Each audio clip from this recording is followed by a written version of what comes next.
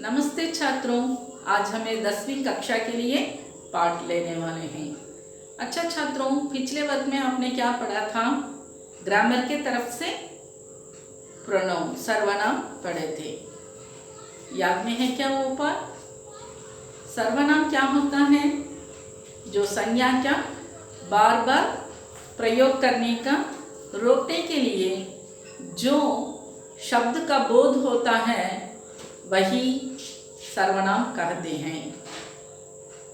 जो संज्ञा के बार बार प्रयोग होने का रोकने के लिए जिन शब्दों का प्रयोग होता है वही सर्वनाम होता है।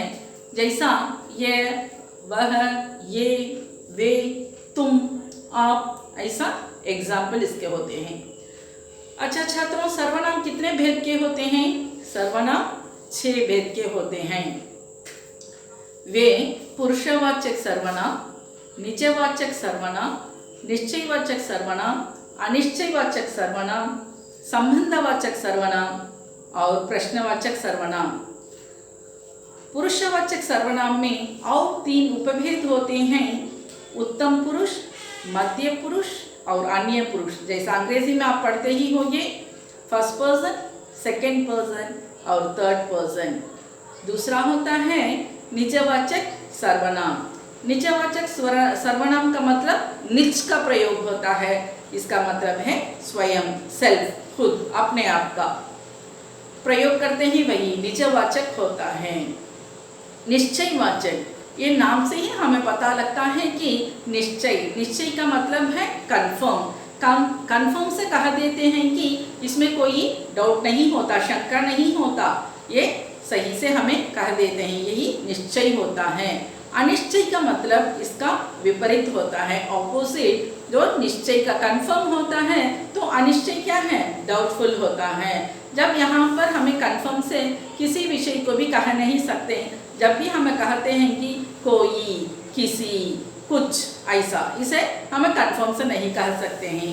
इसके बाद में प्रश्नवाचक होता है। प्रश्नवाचक सर्वनाम में कौन, कैसे, कहाँ, कब जैसा प्रश्न के वर्ड यूज करते हैं वही प्रश्नवाचक होता है। और संबंधवाचक का मतलब रिलेशनशिप से हमें कोई किसी व्यक्ति या वस्तु को हमें रिलेट करके दिखाते हैं वही संबंधवाचक होता है। अब समझ में आता है क्या कितना भेद होते हैं? 6 भेद होते हैं। पुरुषवाचक सर्वनाम, उसमें उपभाग 3 होते हैं: उत्तम पुरुष, मध्य पुरुष, अन्य पुरुष। और उसके बाद में निजवाचक सर्वनाम, निश्चयवाचक सर्वनाम, अनिश्चयवाचक सर्वनाम, संबंधवाचक सर्वनाम और प्रश्नवाचक सर्वनाम। अब समझती हूँ, आपको याद में आता ही होगा क्या? अच्छा छात्रों, आज हमें नया पाठ की तरफ चलते हैं। तो आज हमें कविता की तरफ देखो। आज हमें नया पाठ होता है मैं नींद भरी दुख की बदली। ये कविता होता है। इसकी आथर है महादेवी वर्मा, प्रसिद्ध कवयित्री। महादेवी वर्मा एक प्रसिद्ध कवयित्री होते हैं। उनका लाइफ हमेशा दुख भरा होता है। तो उन्होंने अपने सब रचनाओं में, कविता में दुख को ही प्रकट करते हैं। ये कविता में ही वो वैसे ही ये दुख का ही प्रकट होता है। तो ये हमें जो टॉपिक से ही समझ सकते हैं कि वो क्या होता है। वो अपने आप को कहते हैं कि मैं नीर भरी दुख की बदली। बदली का मतलब क्या है? बादल। बादल क्या है? क्लाउड्स। क्या भरा होता है उसमें? कैसा हमने बारिश होती है, जब भी क्लाउड्स फॉर्म होते, बादल बनता है तो वो बहुत वजन हो जाता है, उससे पानी बरसता है। जो महादेवी वर्मा कहती है कि मेरा लाइफ बहुत दुखमय होता है, मैं बहुत दुख भरी, मैं बदली की जैसा होती हूँ, बादल के जैसा होती हूँ। तब दुख भर जाता है, तब मैं, वो क्या होता है, बारिश बनकर बहता है ना, तो वैसा ही मेरा दुख बदल कर मैं रोती हूँ। ऐसा ही ये टॉपिक का मीनिंग होता है। और उसके बाद में हमें पॉइंट के तरफ देखेंगे। ओके, इसके पहले महादेवी वर्मा के बारे में देखेंगे। महादेवी वर्मा कौन है? ये प्रसिद्ध कवयित्री। उनका जन्म सन 1905 होली के दिन फर्रुखाबाद उत्तर प्रदेश में हुआ था। 1905 में उनका शिक्षा इन तो प्रयाग में हुआ था। उनके पिता ने इनको एक विदुषी बनाना चाहते थे। उन्होंने उर्दू, फारसी, हिंदी आदि बहुत सारा भाषाएं सीखी थी। पहले वो दिना में तो क्या होता था कि एक क्या कहते हैं कि ऐसा ही होता था कि लड़कियां पैदा होते ही उसे मार डालते थे। ऐसा ही महादेवी के फैमिली में भी चला था, परिवार में भी। तब उनके फैमिली में जब भी लड़कियां पैदा होती हैं, जब उसे मार डालते थे। तो ये प्रथा ऐसा ही चलता था। किसी बहुत सालों के बाद ही महादेवी वर्मा का जन्म हुआ था। तो उनके परिवार में बहुत खुशी थी। तो उनके परिवार में पहली जन्म हुई एक लड़की थी। तो उन्होंने बहुत खुशी थे। उन्होंने इनको बहुत सारा शिक्षित देना चाहते थे उनके फैमिली में। उनके पिता ने इनको विदुषी बनाना चाहते थे। ऐसा ही अच्छे से अच्छे बड़ी निपुण टैलेंट लड़की होती थी इन्होंने। तो अच्छा पढ़ते थे इन्होंने, और इनका बहुत पसंद। इन्होंने किसके अनुयायी बने थे आपको पता है क्या? गांधी जी के। जब भी इन्होंने पढ़ते समय तो इनको जेबनिसा और सुभद्रा कुमारी चौहान इनके मित्र थे, सहेलियां थे। जेबनिसा एक मराठी लड़की थी। सुभद्रा कुमारी चौहान एक प्रसिद्ध कवियत्री थी। वो इनसे सीनियर थी। इन्होंने जब भी कुछ कविताएं लिखते थे तो किसी को पता नहीं था। लेकिन एक दिन सुभद्रा कुमारी चौहान को पता लगा, तो वो सारे कॉलेज में इन्होंने पता लगा दिया था कि इन्होंने अच्छे से अच्छे कविताएं लिखे थे। ऐसा ही इन्होंने कविताएं लिखते थे और प्रतियोगिता में पाठ करते थे। तो उनको एक बार ऐसा पाठ करने से तो कुछ स्पीच में एक चांदी का कटोरा मिला था। उस चांदी के कटोरे को दिखाने के लिए गांधी जी के पास गए थे, और गांधी जी ने सोचे कि ये उन्होंने कुछ पैसा देने के लिए आई है, कुछ फंड देने के लिए आई है। ऐसा सोचकर क्या ये कटोरा मुझे देने के लिए आई है क्या, ऐसा पूछने से हाँ कहकर वो कटोरा उनको देकर आ गई थी। तो उनको एक ही बात, तब तो छोटी लड़की थे ना, उनको तो एक ही था, दुख था ना, एटलीस्ट गांधी जी ने उस कविता के बारे में कुछ ही होंगे। तो इतने ही अच्छे से अच्छे लड़की थे। उन्होंने बहुत टैलेंट थे, बहुत सारे कविताएं लिखते थे। उनके रचनाएं दुख भरी होती थी क्योंकि उनका लाइफ बहुत दुख से था। तो उन्होंने बहुत अच्छा सा लिखते थे।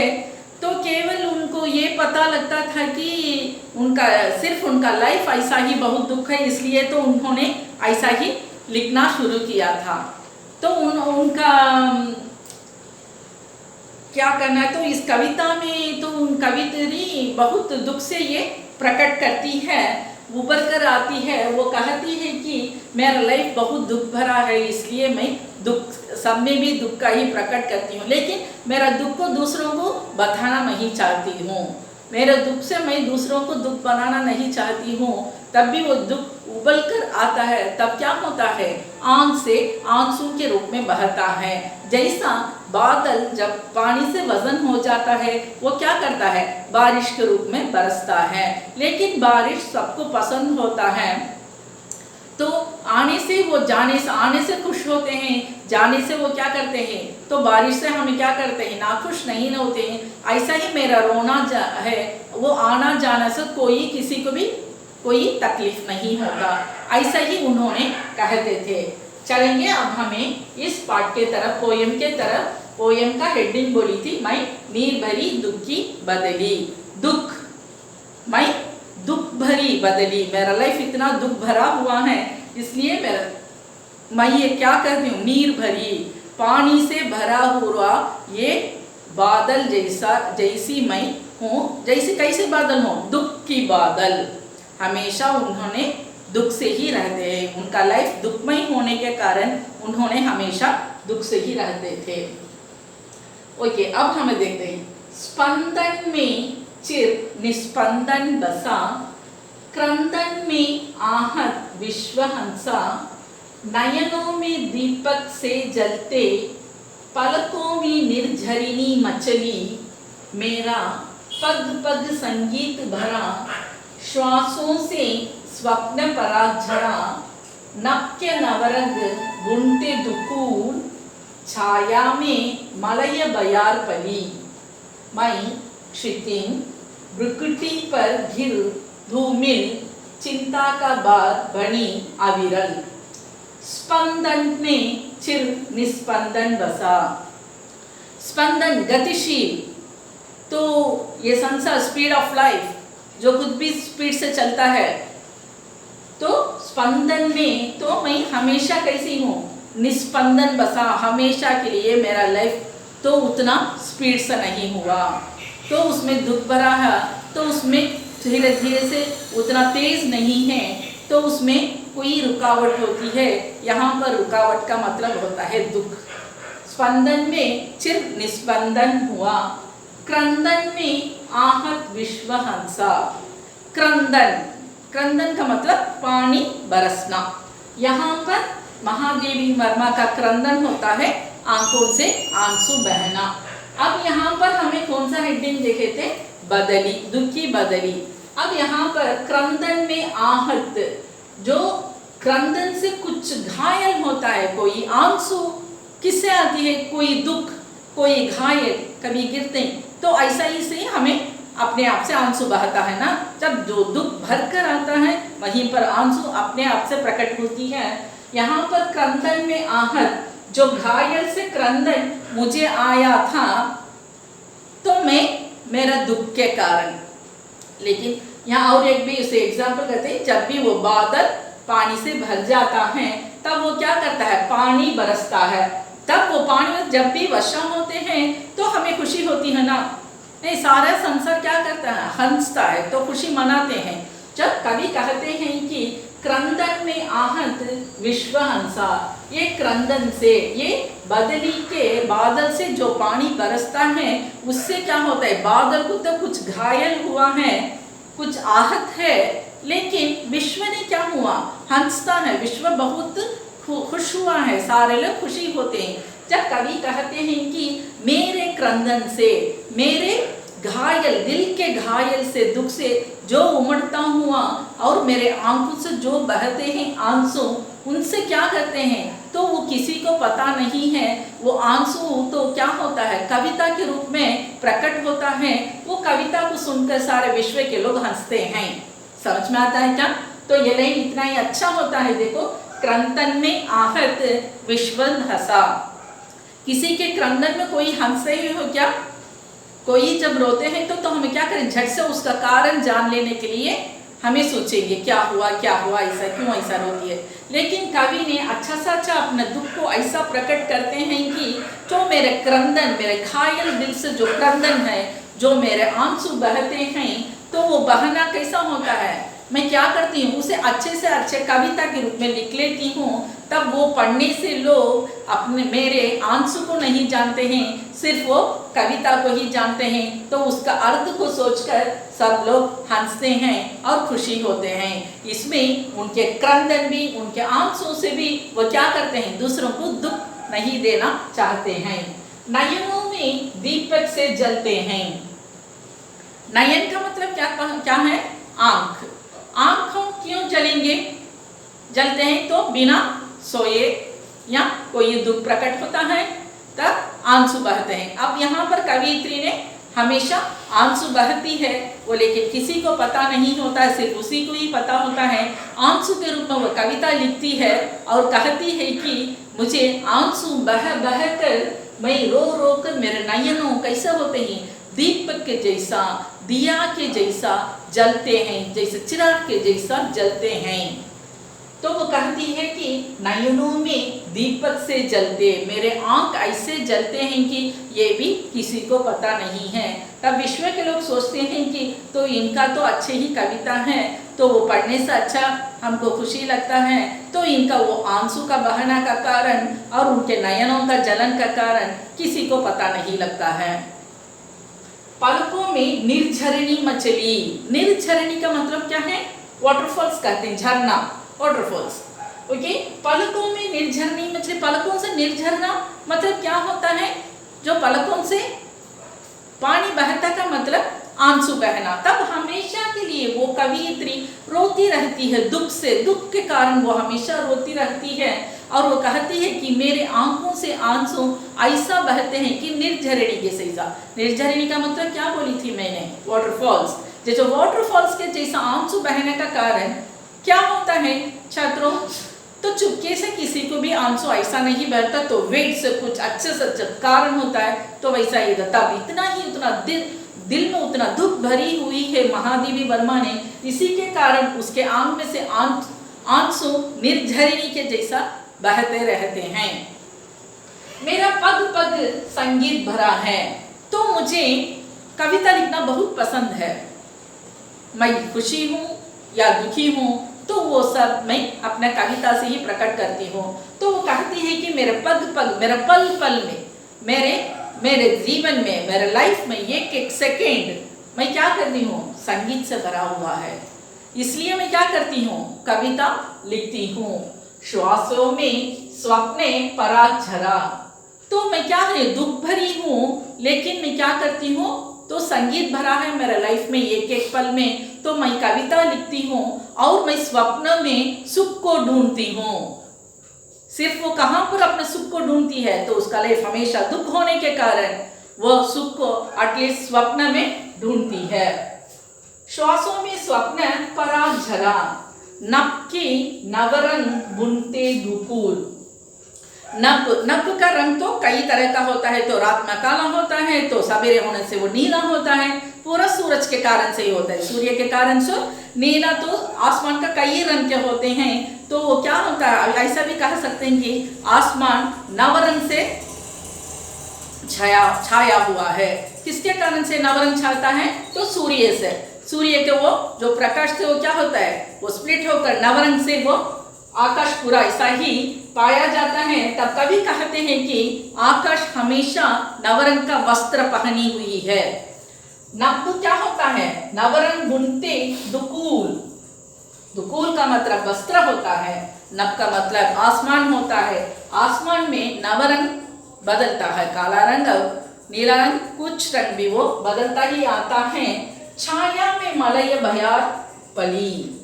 छाया में मलय बयार का मतलब वो अच्छा ठंडी ठंडी हवा को कहते हैं। तो वो कहती है कि कभी मेरा लाइफ में कितना ही दुख होने पर भी मैं मेरे आंखों से आंसू बहने पर भी मैं क्या नहीं करती हूँ, दूसरों को मेरा दुख प्रकट नहीं करती हूँ, मेरे दुख से दूसरों को दुखी होना नहीं देती हूँ। और कहते हैं विश्व मेरे से, तो मैं क्या करती हूँ, दुख उभरने के कारण मैं क्या करती हूँ, कविताएं लिखती हूँ। कविता से सब लोग क्या होते हैं, प्रसन्न होते हैं और खुशी होते हैं। मेरा दुख किसी को प्रकट नहीं करती हूँ। मेरा दुख कैसा ही होता है, जैसा नभ के रंगों कैसा बदलते हैं वैसा ही कई प्रकार के दुख में मुझे होते हैं, लेकिन मैं क्या करती हूँ, दूसरों को पता नहीं लगाती हूँ, मेरे के अंदर ही मेरा दुख को रख लेती हूँ और दूसरों के सामने मैं अच्छे से अच्छी तो एक मिसाल बनकर रहती हूँ।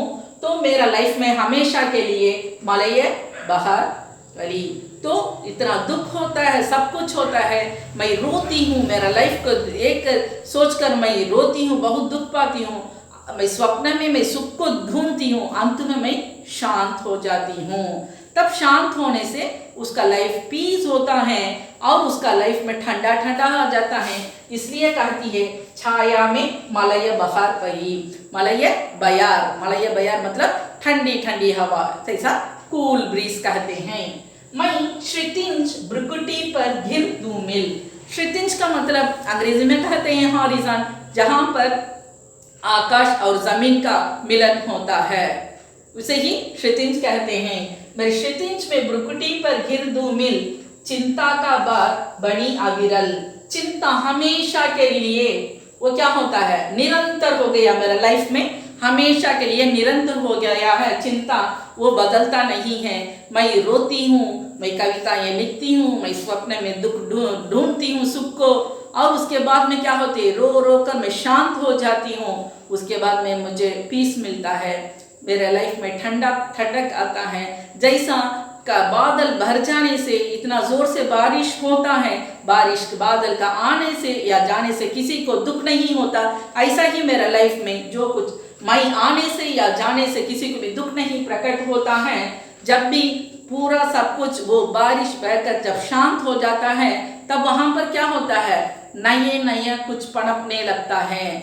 नए नए पनपना, कुछ क्या होता है, नए नए से पौधे निकलने लगते हैं। जैसा ही ये एक साइक्लोन के जैसा मेरा दिल में सब कुछ प्रलय होता है, अंत में मैं शांत होती हूँ, फिर नया उमंग बढ़कर आता है। जैसा बारिश के बाद में जो जमीन पर नया नया पौधा पनप कर आते हैं, वैसा ही मेरे दिल में ही नए नए आइडियाज पनप कर आता है। अच्छा है ना ये? सुनिए, बहुत अच्छा होता है ये। सिर्फ हमें 10 लाइन से आज इस वीक में लिखा है, नेक्स्ट वीक में और बाकी पोएम का हम इसके बारे में कहेंगे। फिर से पढ़ती हूँ, सुन लेना छात्रों। स्पंदन में चिर निस्पंदन बसा, स्पंदन में चिर निस्पंदन बसा, क्रंदन में आहत विश्व हंसा, नयनों में दीपक से जलते, पलकों में निर्झरिणी मचली, मेरा पग पग संगीत भरा, श्वासों से स्वप्न परा झरा, नभ के नवरग बूंदते दुकूल, छाया में मलय बयार पली, मैं क्षितिज भ्रुकुटी पर गिर धूमिल, चिंता का बार बार बनी अविरिल। अच्छा से समझ में आता हो क्या छात्रों? ये पोएम का अच्छी तरह से पढ़ लेना। तो और उसके बाद में महादेवी के बारे में भी अच्छी तरह से पढ़ना। धन्यवाद।